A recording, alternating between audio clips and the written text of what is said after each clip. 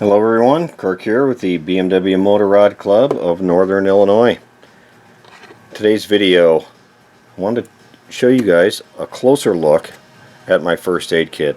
I get a lot of comments about the first aid kit, a lot of questions, and people want to know what is it, where do I get it, how do I make one, stuff like that. So here's the lowdown on the first aid kit.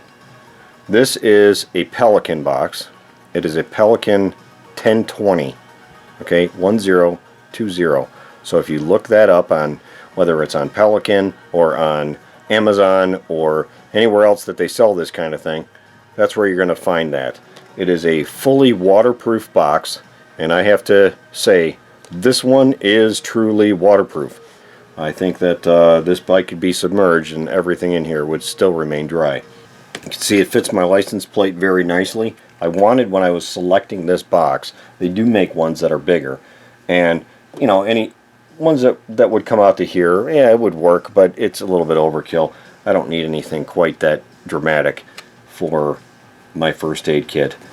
I do have my little piece of plastic on here from the Iron Butt Association, and how it maintains its waterproof integrity is because this is a, you know, it's kind of a fortified plastic. Just running screws into it, just driving the screws right in there, that's gonna it's gonna still maintain that waterproofedness, that it's, so that you're not drilling a hole and then having to seal the hole with a rubber washer or grommet or anything like that. The back side on here, the way that I affixed it was, so I used my license plate as a template for the back, you know, just put it on the back, and then drilled some very small holes right in the center of the 4 points on here, and then I was able to mount that directly to my existing mounts that are on here. I do believe that I had to upgrade the holes on the back, just because it really wasn't strong enough on its own. You know, those little grommets that those things go through, because this thing, you know, it can start to bounce. If you hit big bumps or something like that, it'll tend to fall off. So your mounting may be different. A lot of you GS guys out there are probably going to want to do something like this, and you know, you have a sturdy enough platform where you can just mount it right to it. But the LT, it's a little weak. This plastic license plate frame, a little bit weak. So enough of what it is on the outside. Take a look on the inside. So I was a paramedic for over 20 years, and these are some of the things that I put in my box. Now, you know, you're obviously, you know, you can do whatever you want in yours, and there's no rules here. But I have right up in the front a trauma shears, and I have some little bit of Velcro on the back side of the trauma shears so that it fits in there and doesn't fall out when I open this up. It also acts as a nice little tray. So I have, going over from this order, this is probably the most important thing in the box, and I'll start with that one first. You guys are very familiar with the, what I call Carolyn Candy, Advil. I call it Carolyn Candy because that's my wife's name, and yeah, anyway, she eats my candy sometimes. Triangular bandage. Everybody from Boy Scouts on knows that you got to have a triangle bandage just in case. You can do so many things with this, so many different wraps and things like that. It's really a universal thing. I have a survival wrap, which is one of those foil shock blankets, basically. Okay, I have here. This is wound seal. Now, these come in a lot of different sizes. Now, I chose just something that will fit in this box that's relatively small.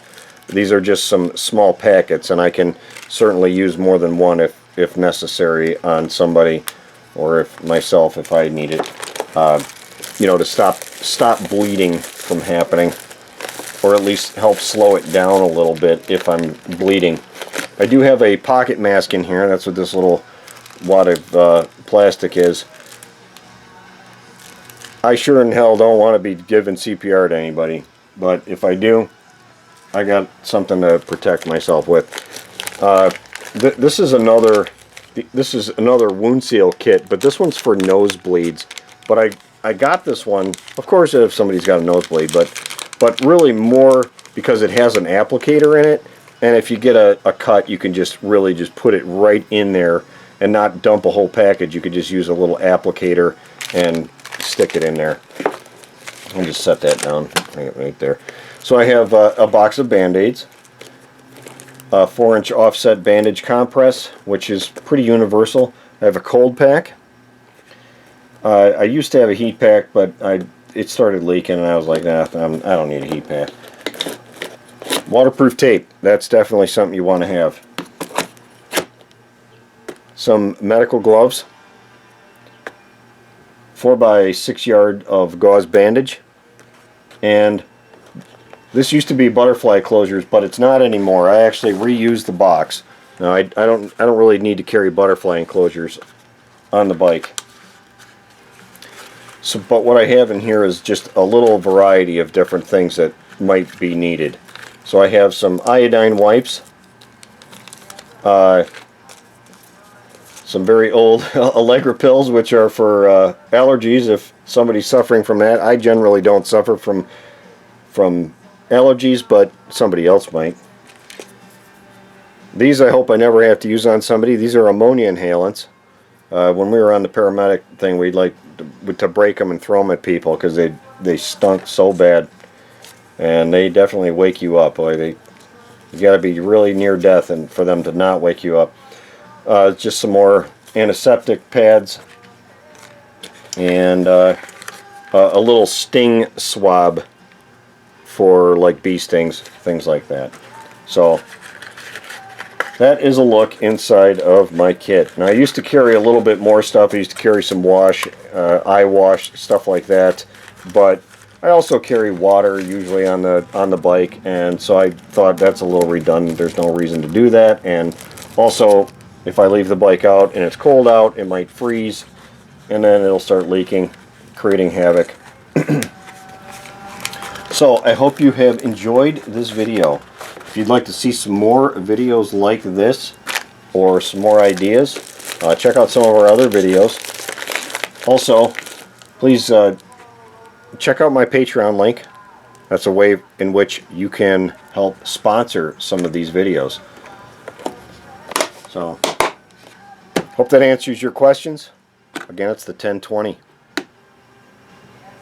Take care, guys.